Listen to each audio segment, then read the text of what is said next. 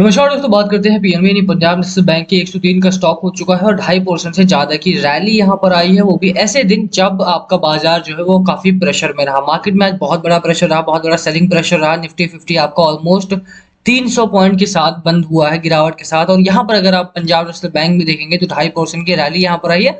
बात करेंगे इस रैली के पीछे के कारण क्या रहे, फैक्टर्स कौन कौन से जिस स्टॉक को पुश कर रहे हैं। मैंने मोरट ट्रेडिंग वाले दिन भी आपको बोला था स्टॉक अच्छे स्पेस में है और यहाँ पर वैल्यूएशन वगैरह को देखते हुए जो नंबर्स आए हैं, जो खबरें आ रही हैं, उनको देखते हुए साफ तौर पे कहा जा सकता है कि अगर यहाँ पे किसी ने निवेश किया है तो आने वाले दिनों में उसका इतना अच्छा पैसा यहाँ पर बन सकता है। 40-50% के आसपास के अपसाइड तो यहाँ पर ऑलरेडी है। 165 तक के टारगेट्स मैंने आपको तब भी बताए थे, क्योंकि अगर मोरट ट्रेडिंग वाले दिन आपको याद हो तो वहां पर बहुत सारे लोगों ने सीएनबीसी वगैरह पर आकर के बड़े टारगेट्स यहाँ पर देना स्टार्ट किए थे। और पीएनबी में अगर खास तौर पे बोले तो 145 से लेकर के 165 182 तक के टारगेट्स यहाँ पर आए हैं। बात करेंगे क्या है वो टारगेट्स, क्यों उनके पीछे क्या लॉजिक बनता है, क्या आपको रुकना चाहिए, बाय करना कैसा रहेगा, और मार्केट की गिरावट में अगर तेजी आई है यहाँ पे तो उसके पीछे के फैक्टर्स जानना बहुत इंपॉर्टेंट हो जाता है आपके लिए भी। कितना टाइम फ्रेम में कितना टारगेट बना सकते हो, ऐड करना कैसा रहेगा, क्योंकि बहुत सारे लोगों ने 118 120 पर भी बाय किया हुआ है। क्या उनको यहाँ पर एवरेज करना चाहिए, उसकी भी बात करेंगे यहाँ पे। चलिए शुरुआत करते हैं, पर उससे पहले अगर आप चैनल पे नए हो तो प्लीज चैनल को सब्सक्राइब कर दो, हिट दैट बेल आइकन, ताकि आपको नोटिफिकेशन मिल सके। चलिए स्टार्ट करते हैं। शुरुआत करेंगे बाजार की गिरावट के साथ। देखिए बाजार में आज गिरावट हुई और बड़ी गिरावट हुई। ऐसा नहीं रहा कि छोटी मोटी गिरावट हुई हो, इतनी बड़ी गिरावट की उम्मीद किसी को भी नहीं थी। मोहर ट्रेडिंग में अच्छा खासा तेजी देखने को मिला था। हाँ, वहां पर एक बड़ी इंपॉर्टेंट चीज ये थी कि मैंने जो आपको पहले भी बोला है कि एफआईआई और डीआईआई दोनों ने ही बिकवाली की थी। मोहर ट्रेडिंग वाले दिन का डेटा अगर मैं आपको यहाँ पर दिखाऊं तो 211 करोड़ का माल यहाँ पे एफआईआई ने बेचा था और डीआईआई ने लगभग 350 से 377 करोड़ के आसपास का माल डीआईआई ने डंप किया था।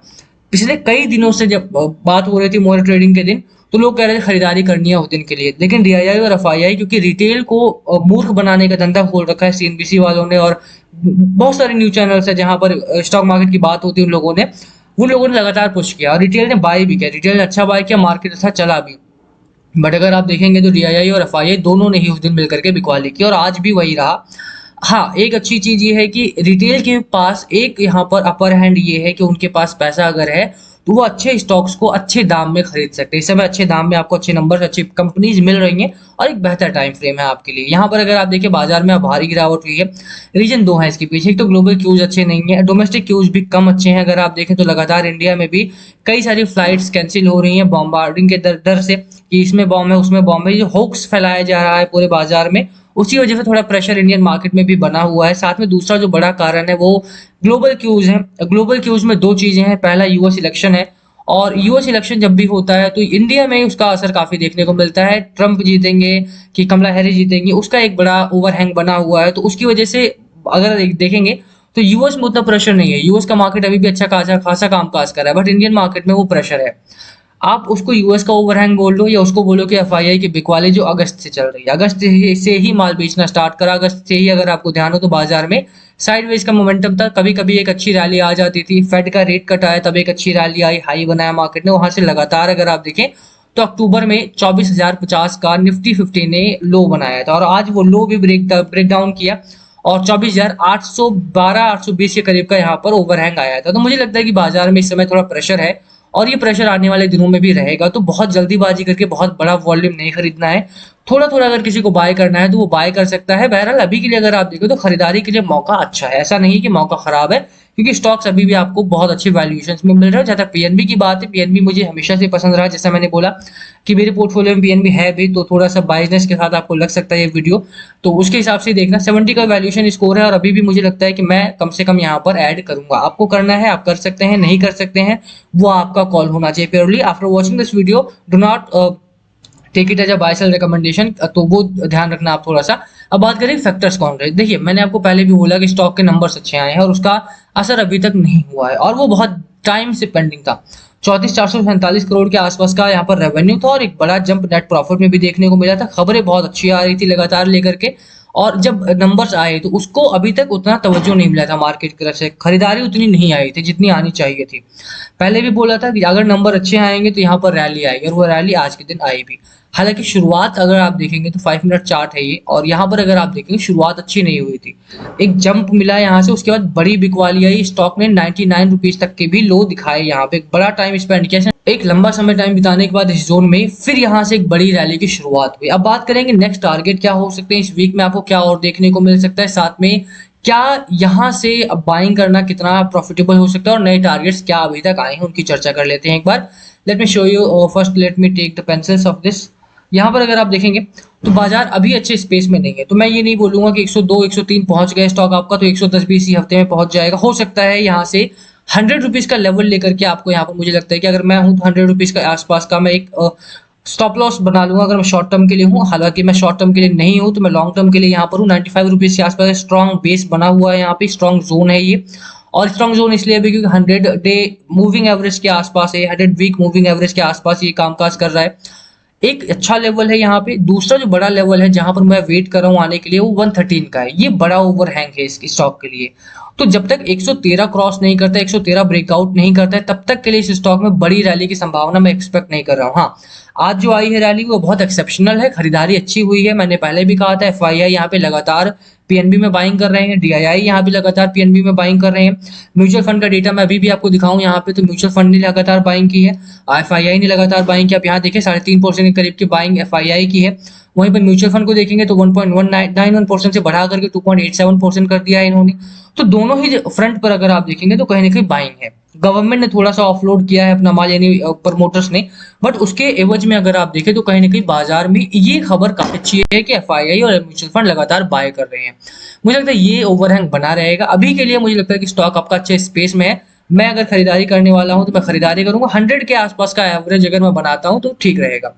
हाँ, ऊपर है अगर आप तो ओवर एक्सपोज नहीं होना है। कुछ चीजों का ध्यान भी रखना है यहाँ पे। पहला तो ओवर एक्सपोज नहीं होना है। ऐसा नहीं कि अगर आपका पोर्टफोलियो 1 लाख का है तो 20,000 आपने इसी में लगा दिया, ऐसा नहीं करना है। क्योंकि अगर किसी भी वजह से गिरावट होती है तो प्रॉब्लम में पड़ जाओगे आप, और गिरावट होने का कोई भी कारण हो सकता है। ऐसा नहीं है कि कोई भी स्टॉक इम्यून है कि गिरेगा ही नहीं, तो ऐसा नहीं हो सकता। 95 तक का बेस बना है यहाँ पे, स्टॉप लॉस यहाँ पर लगा करके चल सकते हैं। अगर किसी को शॉर्ट टर्म के लिए आया है कोई, तो शॉर्ट टर्म का जो टारगेट होगा वो 114 के करीब का हो सकता है, क्योंकि स्टॉक वहां पर एक बड़ा रेजिस्टेंस फेस करेगा। 114 अगर निकाल लेता है ये, तो उसके बाद एक स्मूथ रैली आपकी 130 तक के लेवल्स तक भी आ सकती है।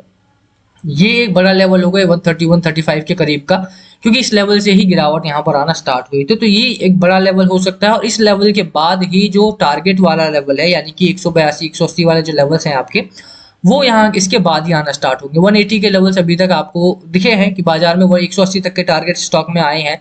और 180 तक के टारगेट मुझे लगता है कि बहुत फिजिबल है। आने वाले दिनों में 180 के आप 200 240 के करीब तक के भी टारगेट यहाँ पर आ सकते हैं इजीली। रीजन बिंग की जिस तरह की रैली यहाँ पर आ रही है, देखिए फेड का रेट कट आपको इलेक्शन के बाद ही 7-8 तारीख को आ जाएगा। दोबारा से रेट कट वहां पर हो रहा है यूएस में। अपने जो रेट कट है वो दिसंबर में आने वाला है। तो आने वाले 3 से 6 महीने बैंकिंग सेक्टर में रेट कट आ रहे हैं, इन्फ्लेशन हाई है, अनएम्प्लॉयमेंट डेटा जो वहां पर आया है वो अच्छा है, बट इंडिया का अनएम्प्लॉयमेंट डेटा खराब आ रहा है। तो वो एक बड़ा ओवरहैंग रहेगा जिसकी वजह से आरबीआई रेट कट करेगा। मार्केट का फॉल है जो आरबीआई के ऊपर लगातार प्रेशर बना रहा है। अगर आपको ध्यान हो तो फेड का रेट कट नहीं हुआ था जब 50 बेसिस पॉइंट, तब उनका बाजार भी इसी तरह से गिर रहा था जैसे आज हमारा मार्केट गिर रहा है।